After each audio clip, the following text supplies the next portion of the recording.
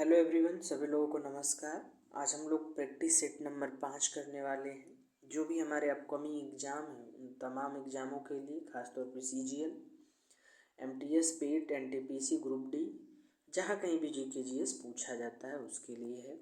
आज प्रश्नों की संख्या टोटल है 16 और हर क्वेश्चन को हम जब डिटेल में देखते हैं तो लगभग यहाँ से 64 क्वेश्चन हम लोग देखेंगे। और ये सेशन पूरी तरह से PYQ पर डेडिकेटेड है और इसके साथ साथ यहाँ पे हम लोग करंट अफेयर भी करते हैं। तो आइए बिना समय को गवाए प्रैक्टिस सेट को स्टार्ट करते हैं। हमारा पहला प्रश्न है, बिलग्राम का युद्ध कब हुआ था? बिलग्राम का युद्ध कब हुआ था? 1539, 40, 1764 या 1191 में? तो बिलग्राम का युद्ध जो हुआ था, इसका सही जवाब है 1540। इस बिलग्राम की युद्ध को ही हम क्या बोलते हैं? कन्नौज का युद्ध भी कहते हैं। इसी को क्या बोला जाता है? कन्नौज का युद्ध बोला जाता है। 1539 में जो होता है ये चौसा का युद्ध होता है। कौन सा युद्ध होता है? चौसा का युद्ध होता है। और चौसा और कन्नौज दोनों ही किन के बीच होता है? शेरशाह सूरी वर्सेज हुमायूं होता है। किसके? हुमायूं के बीच होता है, जिसमें शेरशाह सूरी जीत जाता है और हुमायूं क्या हो जाता है? हार जाता है। ओके, हमारा अगला है यहाँ पे 1764। इस दिन क्या होता है? डेट होती है 22 अक्टूबर 1764। 22 अक्टूबर 1764। इसमें होता है बक्सर का युद्ध। बक्सर का युद्ध होता है, किसके किसके बीच होता है? तो बंगाल के नवाब मीर कासिम होते हैं, ठीक है। इसके साथ साथ अवध नवाब शुजाउद्दौला होता है। शुजाउद्दौला के साथ साथ मुग़ल सम्राट शाह आलम द्वितीय होता है। इन तीनों की सेनाएं एक साथ अंग्रेज़ों के विरुद्ध लड़ती है। अंग्रेज़ों के विरुद्ध लड़ती है, जिसमें अंग्रेज़ क्या हो जाते हैं? जीत जाते हैं और उनकी सेना हार जाती है। चलिए, अगला विकल्प हमारा है 1191 में। 1191 में क्या होता है? यहाँ पे तराइन का प्रथम युद्ध होता है। कौन सा युद्ध होता है? तराइन का प्रथम युद्ध होता है। किसके किसके बीच होता है? एक तो होते हैं पृथ्वीराज चौहान और वर्सेस किससे होता है? मोहम्मद गौरी के, जिसमें क्या होता है कि पृथ्वीराज चौहान जीत जाता है। पुनः होता है तराइन का द्वितीय युद्ध और इसमें फिर से इन्हीं दोनों के बीच होता है, लेकिन इस बार मोहम्मद गौरी जीत जाता है। और मोहम्मद गौरी जो है चंदावर का युद्ध भी लड़ता है। कब? 1194 में मोहम्मद गौरी चंदावर का युद्ध लड़ता है। और ये मोहम्मद गौरी वर्सेस जयचंद होता है। किसके बीच होता है? जयचंद के बीच होता है, लेकिन यहाँ मोहम्मद गौरी चंदावर के युद्ध में जीत जाता है।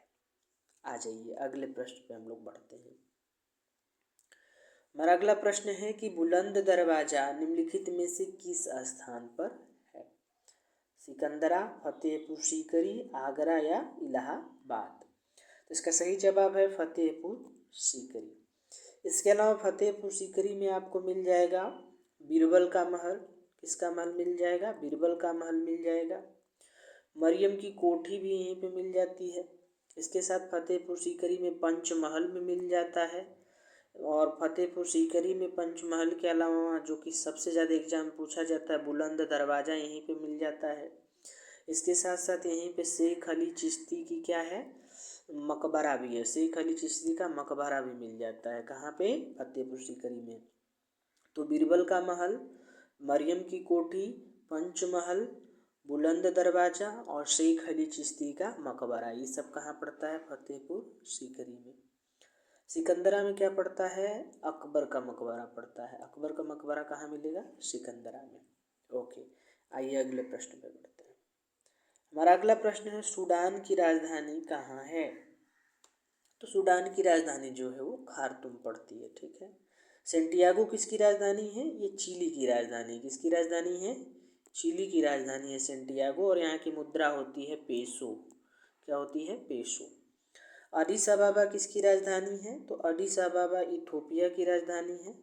इथोपिया की राजधानी है। और बुडापेस्ट किसकी राजधानी है? हंगरी की राजधानी है। बुडापेस्ट हंगरी की राजधानी है। चलिए हम लोग नेक्स्ट प्रश्न में बढ़ते हैं। हमारा अगला प्रश्न है, निम्नलिखित में से किस समझौते का लक्ष्य हिंदू मुस्लिम मतभेदों को सुलझाना था? लखनऊ समझौता, पूना समझौता, गांधी इरविन समझौता या फिर लाहौर समझौता। तो इसका सही जवाब हो जाएगा कौन सा था, ये लखनऊ का समझौता था। कौन सा समझौता था, लखनऊ का समझौता था। होता क्या है कि कांग्रेस का अधिवेशन होता है लखनऊ में 1916 ईस्वी में। 1916 ईस्वी में इसकी अध्यक्षता AC मजूमदार यानी अंबिका चरण मजूमदार जी करते हैं, है ना। अंबिका चरण मजूमदार करते हैं। यहाँ पे कांग्रेस प्लस मुस्लिम लीग दोनों एक हो जाती है, दोनों मिल जाती है। इसके साथ साथ गरम दल और नरम दल ये भी मिल जाते हैं। गरम दल में जैसे लाल बाल पाल आ जाते हैं, नरम दल में गोपाल कृष्ण गोखले आ जाते हैं। ओके, फिर उसके बाद अगर हम बात करें अगले विकल्प की, तो अगला विकल्प है पूना समझौता। तो पूना समझौता कब होता है, ये पूना समझौता किसके किसके बीच होता है। एक तो गांधी जी रहते हैं, इसके साथ साथ डॉक्टर भीमराव अम्बेडकर जी रहते हैं। डॉक्टर भीमराव अम्बेडकर के बीच होता है। और होता कब, ये 24 सितंबर का डेट होता है और 1932 में होता है। 24 सितंबर 1932 को होता है पूना समझौता। मामला ये था कि दलितों के राजनीतिक प्रतिनिधित्व का मामला यहाँ पे था। ओके, फिर अगला गांधी इरविन समझौता। तो गांधी इरविन समझौता जो है ये होता है 5 मार्च 1931 को। कब होता है, 5 मार्च 1931 को होता है गांधी इरविन समझौता। ओके, चलिए अब हम लोग नेक्स्ट प्रश्न पे बढ़ते हैं। हमारा अगला प्रश्न है निम्न वंश में और उनके संस्थापक में कौन सा मेल सही नहीं है। मतलब इसमें से बताना है कौन सा सही मेल नहीं है। हर्यक वंश क्या बिंबिसार है, गुप्त वंश चंद्रगुप्त है, या फिर पाल वंश गोपाल है, मौर्य वंश चंद्रगुप्त मौर्य है। तो यहाँ पे देखिए हर्यक वंश जो है ये बिंबिसार सही दिया है, ये सही है। इसके साथ साथ यहाँ पे जो गुप्त वंश चंद्रगुप्त ये नहीं है, क्योंकि गुप्त वंश का जो संस्थापक होता है वो श्री गुप्त होता है। कौन होता है, श्री गुप्त होता है। और पाल वंश का संस्थापक गोपाल सही है। मौर्य वंश का संस्थापक चंद्रगुप्त मौर्य ये भी सही है। चलें अगले प्रश्न पे हम लोग बढ़ जाते हैं। अब हमारा अगला प्रश्न है छठा। इसमें प्रश्न पूछा जा रहा है कृत्रिम रूप से फल को पकाने के लिए किस गैस का उपयोग किया जाता है। एसिटिलीन, एथिलीन, हाइड्रोजन सल्फाइड या फिर ओजोन। तो कृत्रिम रूप से पकाने के लिए हम लोग किसका यूज करते हैं, एसिटिलीन गैस का यूज करते हैं। लेकिन यही अगर हमें प्राकृतिक रूप से पकाने के लिए बोला जाता तो उसका जवाब एथिलीन होता है ना। लेकिन इसमें पूछा क्या है, कृत्रिम रूप से, तो एसिटिलीन है। ओके, ये जो हाइड्रोजन सल्फाइड गैस है इसकी गंध जो होती है वो सड़े अंडे की तरह होती है। कैसे होती है, कैसी होती है, सड़े अंडे की तरह इसकी गंध होती है ना। और ओजोन जो है, ओजोन की गैस कैसी होती है, सड़ी मछली की तरह इसकी गैस होती है, सड़ी मछली की तरह। और O3 इसका केमिकल फार्मूला होता है। और ओजोन मंडल किस मंडल में, ओजोन परत किस मंडल में पाई जाती है, स्ट्रेटोस्फियर यानी कि समताप मंडल में पाई जाती है। चलें, ये क्या करती है कि हमें पराबैंगनी किरणों से बचाती है। ठीक है, आ जाइए आगे वाले प्रश्न में बढ़ते हैं। हमारा 7वां प्रश्न होगा लौंग किससे प्राप्त होता है ना। लौंग किससे प्राप्त होता है, यहाँ पे किससे होना चाहिए था। क्या वो जड़ से है, तना से है, पत्तियों से, या फूल की कलियों से है। तो हमें लौंग किससे मिलता है, तो फूल की कली से हमें लौंग मिलता है। इसके साथ साथ अगर हम जड़ की बात करें तो जैसे ये बहुत ही कॉमन क्वेश्चन है, क्योंकि जड़ को हम किसको किसको बोलते हैं, गाजर हो गया, मूली हो गया, ये सब जड़ हैं, इसको हम लोग खाते हैं। इसके साथ साथ तना की अगर बात की जाए तो जैसे हल्दी हो गया, हल्दी के अलावा आप कह सकते हैं केसर आ जाएगा इसमें, केसर के अलावा प्याज आ जाएगी इसमें, आलू आ जाएगा, है ना। ये सब क्या है, तना है। ठीक है, चलिए नेक्स्ट प्रश्न में हम लोग बढ़ जाते हैं। हमारा अगला प्रश्न है जगन्नाथ मंदिर किस स्थान पर है, किस स्थान पे है। उड़ीसा के पुरी में है, श्रवणबेलगोला कर्नाटक में है, या मदुरै तमिलनाडु में है, या माउंट आबू राजस्थान में है। तो जगन्नाथ मंदिर जो है ये उड़ीसा के पुरी में पड़ता है। ठीक है, और श्रवणबेलगोला कर्नाटक में कौन सा मंदिर पड़ता है, यहाँ पे पड़ जाता है गोमतेश्वर बाहुबली का मंदिर। किसका, गोमतेश्वर बाहुबली का मंदिर यहाँ पे पड़ जाता है। ठीक है। मदुरै तमिलनाडु में किसका मंदिर है? मदुरै तमिलनाडु में मीनाक्षी मंदिर पड़ता है। कौन सा मंदिर? मीनाक्षी मंदिर पड़ता है। माउंट आबू राजस्थान जो कि दिलवाड़ा में है, ये अर्थात दिलवाड़ा का जैन मंदिर यहाँ पे मिलता है। जैन मंदिर, दिलवाड़ा का जैन मंदिर। इसके अलावा हम बात करें तो पीलीताना मंदिर जो है वो गुजरात में पड़ता है। पीलीताना मंदिर कहाँ पड़ता है? गुजरात में पड़ता है। और सोमनाथ मंदिर भी कहाँ पड़ता है? गुजरात में पड़ता है। लिंगराज मंदिर अगर पूछे तो भुवनेश्वर में पड़ता है लिंगराज मंदिर। हाथी गुफा मंदिर पूछे तो उड़ीसा में पड़ता है। ओके, चलिए अब हम लोग अगले प्रश्न पे बढ़ते आते हैं। हमारा 9वां प्रश्न होगा, मानव शरीर की सबसे बड़ी ग्रंथि कौन सी है? कि कौन सी सबसे बड़ी ग्रंथि है मानव शरीर की? लीवर है, थायराइड, पीयूष ग्रंथि या फिर लार ग्रंथि? तो देखो, मानव शरीर की सबसे बड़ी जो ग्रंथि होती है वो क्या होती है? लीवर होती है। क्या होती है? लीवर होती है। अच्छा, थायराइड जो है वो क्या होती है? यहाँ से थायरॉक्सी हार्मोन निकलता है। कौन सा हार्मोन? थायरॉक्सी हार्मोन निकलता है थायराइड ग्रंथि से। पीयूष ग्रंथि जो होती है इसको मास्टर ग्लैंड बोलते हैं। कौन सा? मास्टर ग्लैंड बोलते हैं ये पीयूष ग्रंथि को। और इसके अलावा जो लार ग्रंथि है ये 3 जोड़ी पाई जाती है। कितनी जोड़ी पाई जाती है? 3 जोड़ी पाई जाती है लार ग्रंथि। अच्छा, यदि प्रश्न पूछा जाता है कि मानव शरीर की सबसे बड़ी हड्डी का क्या नाम है, तो फीमर है। कौन सी है? फीमर है, जो कि जांघ में पाई जाती है। और यदि ये पूछ जाए कि सबसे छोटी हड्डी का नाम बताइए मानव शरीर में, तो हो जाएगा स्टेपी, जो कि कहाँ पाई जाती है? कान में पाई जाती है। कहाँ पाई जाती है? कान में पाई जाती है। चलिए आगे बढ़ते हैं हम लोग 10वें प्रश्न पे। हमारा 10वां प्रश्न है, मुस्लिम लीग ने सर्वप्रथम पहली बार कब पाकिस्तान निर्माण की मांग रखी थी? कब पाकिस्तान निर्माण की मांग रखी थी? 1930 में, 1936 में, 1940 में या 1946 में? इसका सही जवाब है 1940 में। मुस्लिम लीग ने 1940 ईस्वी में पाकिस्तान निर्माण की बात की थी। यदि मुस्लिम लीग की बात करेंगे तो इसकी स्थापना जो है ये होता है 31 दिसंबर 1906 ईस्वी में इसकी स्थापना होती है मुस्लिम लीग की। 2 लोग करते हैं इसमें मेन योगदान देते हैं। आगा खां होते हैं और इसके साथ साथ सलीमुल्लाह खां होते हैं। आगा खां और सलीमुल्लाह खां मिलकर मुस्लिम लीग को बनाते हैं। अगर ये प्रश्न पूछा जाता है कि सर्वप्रथम 2 राष्ट्र का सिद्धांत किसने दिया था, तो 2 राष्ट्र का सिद्धांत देने वाला पहला व्यक्ति जो था मोहम्मद इकबाल था। कौन था? मोहम्मद इकबाल था, जिसने 2 राष्ट्र का सिद्धांत दिया था। और पाकिस्तान शब्द सर्वप्रथम ये चौधरी रहमत अली होता है, जो कि कैम्ब्रिज विश्वविद्यालय का छात्र होता है। ये नारा देता है नाउ आर नेवर का नारा देता है। कौन? चौधरी रहमत अली। ओके, चलिए। और पाकिस्तान की अगर बात करें तो राजधानी इस्लामाबाद है ना। यहाँ का सर्वोच्च सम्मान निशान पाकिस्तान होता है, निशान पाकिस्तान। अच्छा, क्या किसी भारतीय को निशान पाकिस्तान मिला है? जी हाँ, एकमात्र भारतीय जो कि मोरारजी देसाई रहे हैं, इन्हें मिल चुका है यह पुरस्कार। अब विकल्प की बात करते हैं। जैसे यहाँ पे 1930 दिया हुआ है, तो 1930 में क्या होता है? दांडी मार्च शुरुआत होती है। कब स्टार्ट होता है दांडी मार्च? यानी कि नमक सत्याग्रह कह सकते हैं। इसका शुरुआत होता है 12 मार्च 1930 से लेके 6 अप्रैल 1930 तक। 6 अप्रैल 1930 तक होता है।